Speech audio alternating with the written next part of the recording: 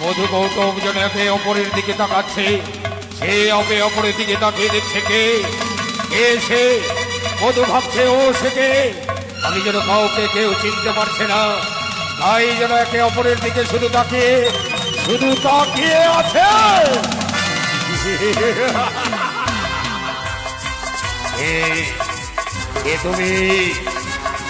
তুমি পরিচয় দাও, তার আগে বলো তুমি কে?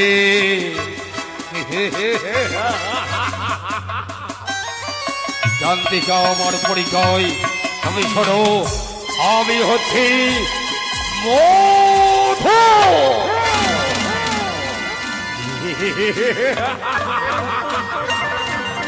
আর তুমি? ও আমি হচ্ছি গৌতম। একে অপরকে চিনতে না পেরে শুরু হলো দুজনের মধ্যে তুমুল রোদ।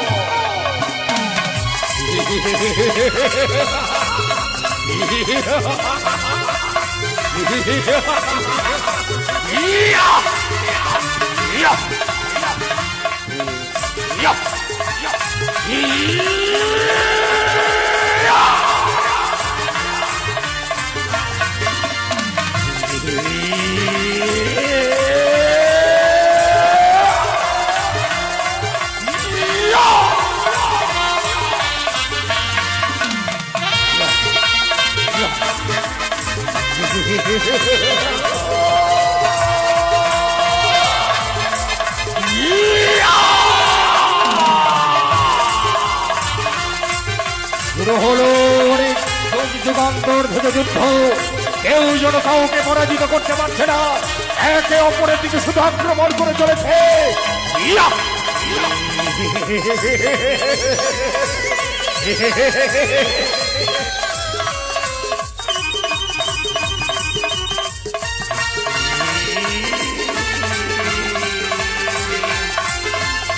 জগৎ শুরু যাচ্ছে যুদ্ধ, একে অপরের সাথে যুদ্ধ চলছে, কিন্তু কেউ কারোর সঙ্গে যেন পেরে উঠতে পারছে না, তাই দুইজনে অবাক।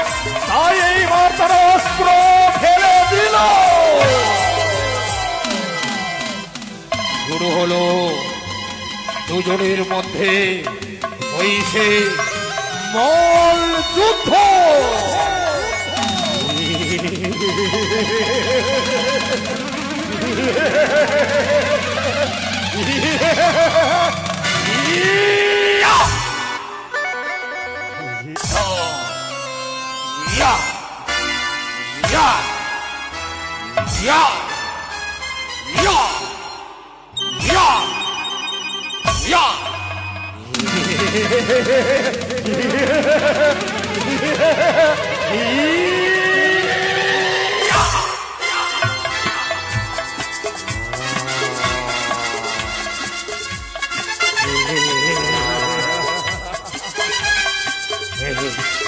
শুধু অপরের দিকে তাকিয়ে যাচ্ছে, শুরু হবে এবার সে মল যুদ্ধ, একে যেন অপরকে প্রস্তুত করে নিচ্ছে, তাই শুরু হলো মল যুদ্ধ।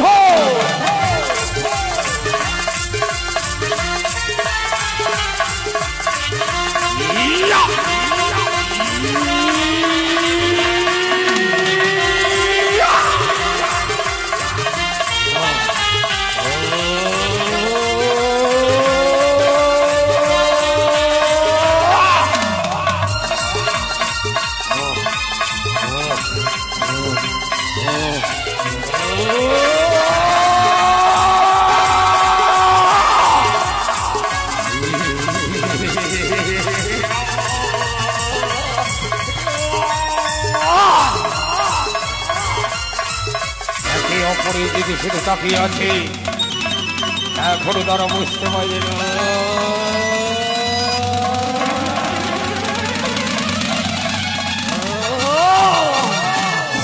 একে অপরকে চিনতে পারলো যে মধু গৌতম দুই ভাই, তাই শুরু করলো ওই সে দেবতাগণের মধ্যে আক্রমণ করিল অমরাপুরী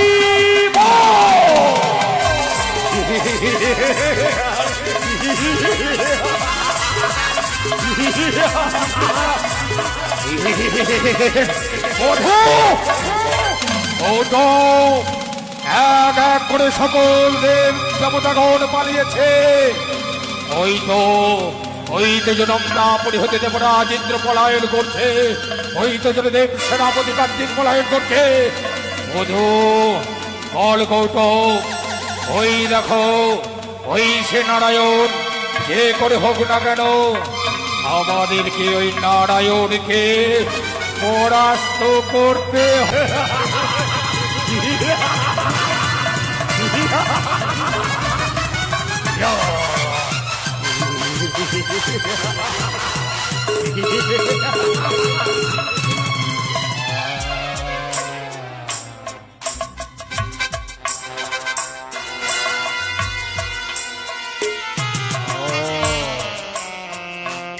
তুমি তাহলে নারায়ণ?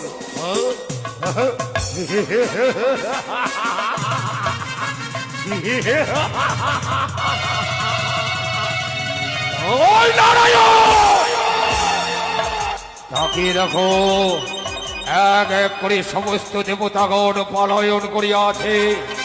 ছেড়ে দাও তোমার ক্ষীরোদ সাগরে ওই সে সিংহাসন, আমরা ওই সিংহাসনে বিরাজ করব। ছেড়ে দাও, ছেড়ে দাও। কি তোমরা মধু কৌতুক না, তোমরা অমন করে আমার প্রতি আক্রমণ করছো কেন? তোমার হয়তো জানা নেই মধু কৌতুক, আমার এই কর্ণমূল হইতে তোমাদের জন্ম। তোমরা আমার কথা শোনো, শান্ত হও, অমন করে দেবতাদের সিংহাসন দখল করো না। ছেড়ে দাও, যাও যাও যাও মধুকণ্ঠ, তোমরা যাও ওই সে পাতাল পুরীতে। বললে নারায়ণ পাতাল পুরীতে?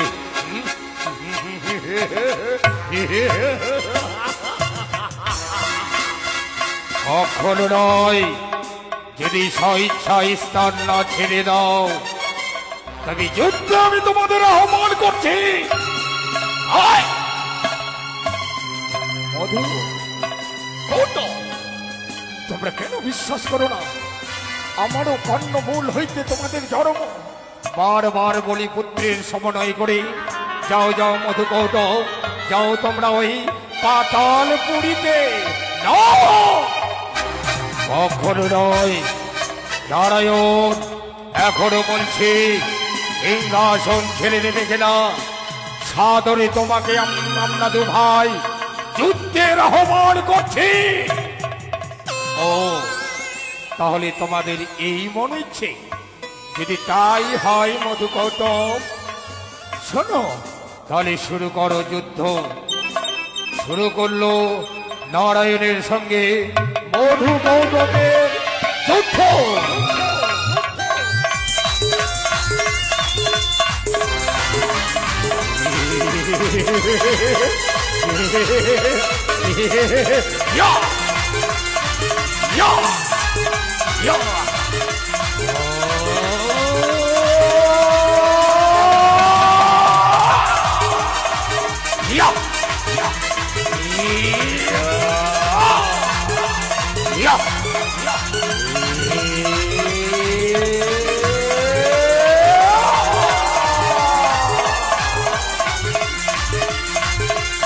এইভাবে চলতে থাকে নারায়ণ এবং মধু কৌতুকের উপর যুদ্ধ। মধু কৌতুকের সঙ্গে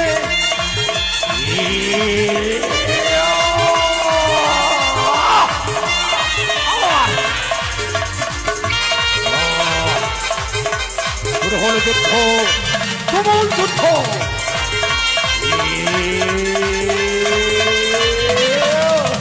এটি যুদ্ধে যেন স্বয়ং নারায়ণ যেন বড় ক্লান্ত হতে চলেছে, পারছে না মধু কৌতুকের সঙ্গে।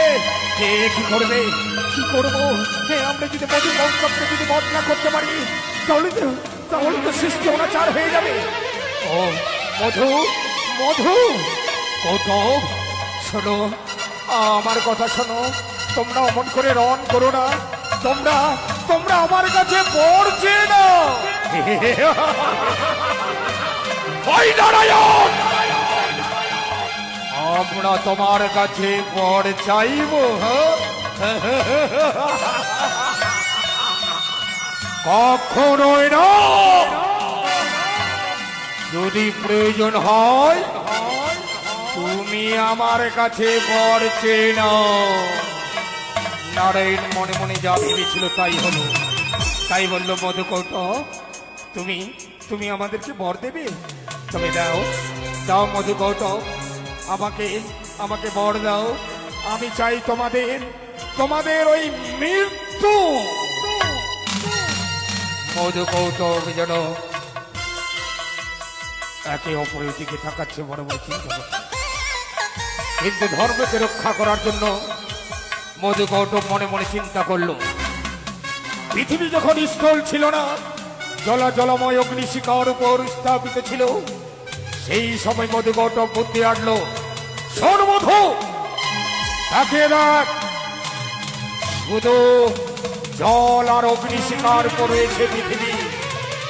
তাই আমরা আমাদের মরণ চাইব এমন স্থানে, যে স্থানে আমাদের মরণ হবে না। শোনো নারায়ণ, আমরা মরতে পারি এক কারণে, আমাদের মরণ হবে না উপরে, হবে না নিচে। এমন একটা নিষ্মূল জায়গায় আমাদের মরণ হবে। সেই স্থানে আমরা নিজেকে আমরা প্রাণে বিসর্জন দেব। বেশ বেশ মধুকৌটব, যদি তাই হয় তবে এসো, এসো।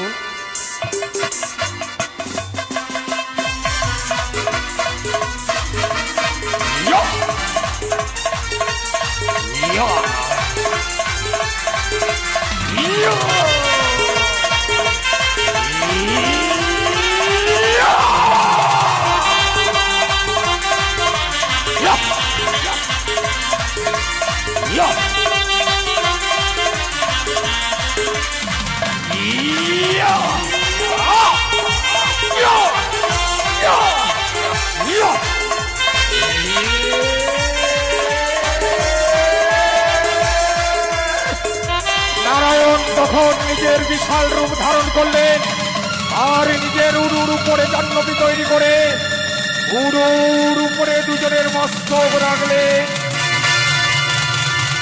উরুর উপরে মস্তক রেখে নিজের সুদর্শন চক্ষু দিয়ে ধরিলেন মধুকৌটবের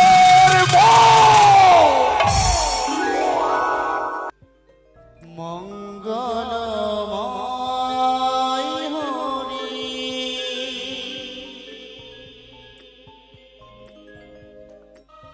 প্রভু নারায়ণ